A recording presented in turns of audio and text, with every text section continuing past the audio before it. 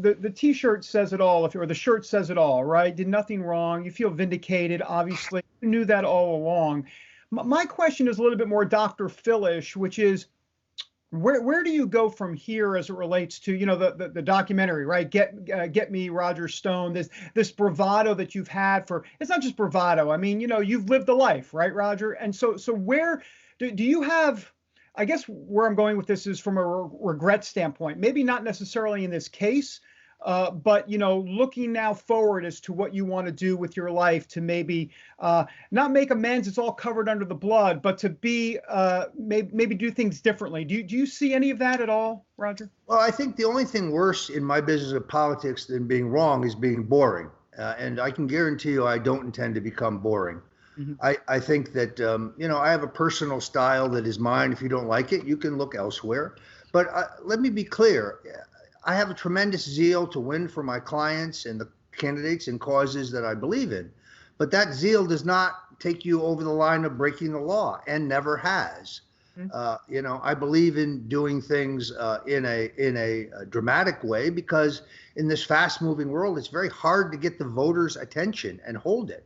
So I think you have to be provocative. You have to be interesting. You have to lay out ideas in a big way. But I do regret the fact that it took this long for me to return to the church, because I realized that I could have had the solitude and the solace and the strength and the fortitude to fight this much earlier. I went through a year of hell before I found the way. And now I feel much better. I do feel vindicated. If you go on television today, you see my critics are still shooting at me. Adam Schiff and Rod Rosenstein, the swamp creature that created this whole illegal investigation, and Robert Mueller himself, and they're repeating the same lies. No, I'm not a Russian intelligence agent. No, I was never in touch with a Russian intelligence agent. Any communications you found with some guy on the internet were completely benign. They took place after all the WikiLeaks documents were already published, and so on. Here's the big difference, David. Yeah. In the old days, I would have wanted revenge. I would have wanted to take revenge against every one of them. But now I realize that vengeance is God's. It's not mine. In other words, they will get their just due. They will get it from a vengeful God. The vengeance, according to Hebrews, I think it's 30:31, belongs to God. He knows who the bad guys are. I don't have to worry about it anymore, because it's in his hands. There is nothing worse than being, in the eyesight of a vengeful and living God. So I no longer am obsessed with, the Sicilian concept of revenge, which generally speaking is a dish that tastes best when eaten cold.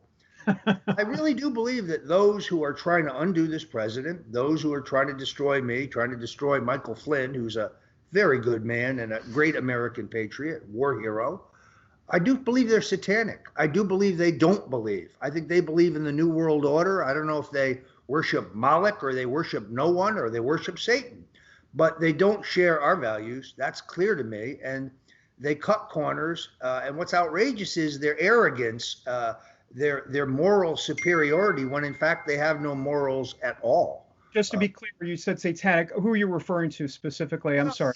I don't believe the Clintons are really Christians. I don't believe that any of these people involved in my prosecution are really believers in God, whether they be Christians or whether they be Jews.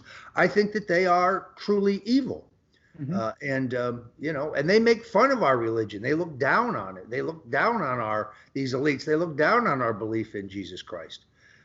They look down on our values. To them, we're a bunch of, I don't know, we're like toothless hillbillies. They try to treat us like we're sometimes they're inferiors. But this is an epic struggle between good and evil. This is an epic struggle between the dark and the light. I really believe that. And yeah. I know Donald Trump. I've known him for 40 years.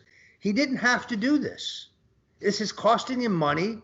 He's subject to ridicule and abuse every single day. I really believe that God put him in this place for this time for a purpose. Beyond that, I think God put me in this position at this time for a purpose.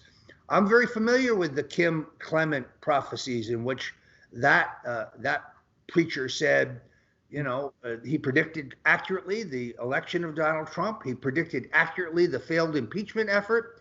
And at the end, he says, a stone will save the president. A stone. He says, remember that name. He doesn't say, remember that thing. Yeah. So if God has a mission for me, he hasn't revealed it to me yet, but if he does,